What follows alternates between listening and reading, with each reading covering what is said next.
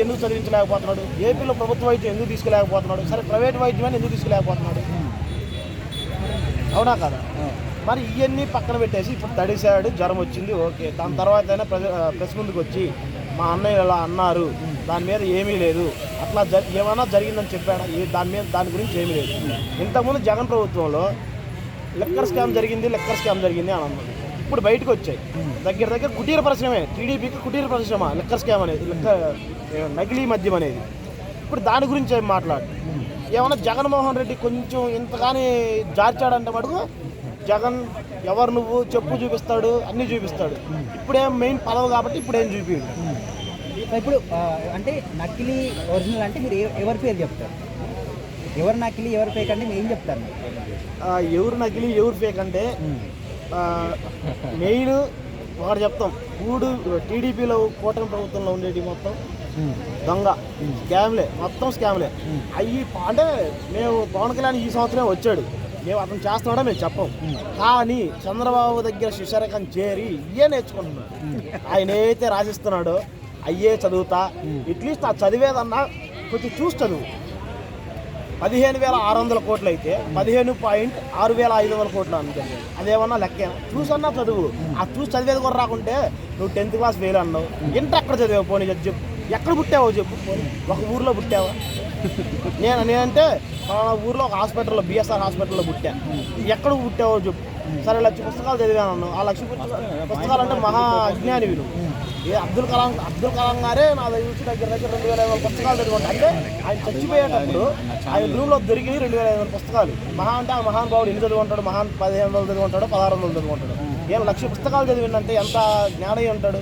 అంటే రోజుకు ఒక పుస్తకం చదివినా కానీ మనం 100 సంవత్సరాల్లో మనం చదివేది 36,500 పుస్తకాలు. 100 సంవత్సరాల్లో మనం చదివేది 36,500 పుస్తకాలు.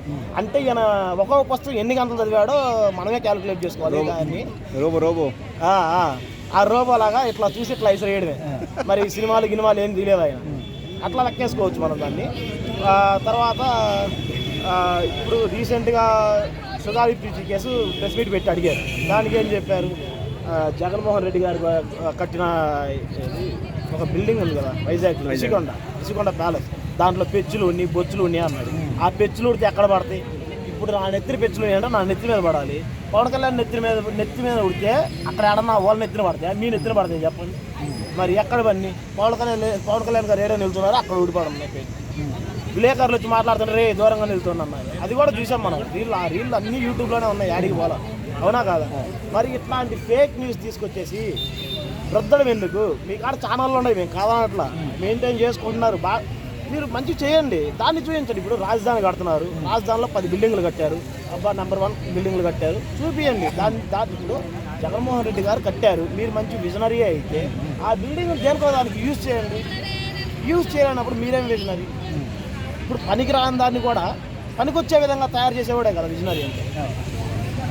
మరి ఉన్న బిల్డింగ్ని వీళ్ళు ఆ బిల్డింగ్ చూడనాటికే ప్రతి ఒక్క ఎమ్మెల్యే, ప్రతి ఒక్క మంత్రి పోయి దగ్గర 50-100 కోట్లు రాష్ట్రాన్ని దోపిడీ చేశారు. అది తెలుసా?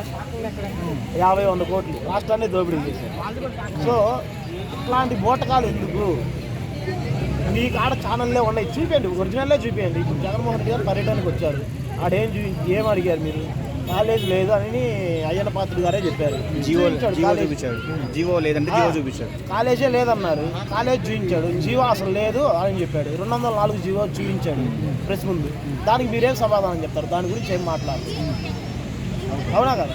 ఇంకా సూపర్ 6లో రెండు పెండింగ్ ఉన్నాయి, దాని గురించి మాట్లాడండి. ఆ పథకాలు ఎందుకు లేకపోతున్నారో దాని గురించి చర్చ నడపండి అసెంబ్లీలో. అంతేగాని వెళ్ళి అసలు ఆయన మంగళపూడి అనితా గారు ఒక పాడ్కాస్టర్ గురించి మాట్లాడారు, ఆయన గురించి ఎందుకు తీసుకురావాలి? దానివల్ల రాష్ట్రానికి ఏమన్నా యూజ్ ఉందా? అసెంబ్లీకి అట్లీస్ట్ మీ హోమ్ మినిస్టర్ పదవికి దాని గురించి మాట్లాడినందుకు మీ హోమ్ మినిస్టర్ పదవి అయినా కొంచెం ఏమైనా మర్యాద ఉందా?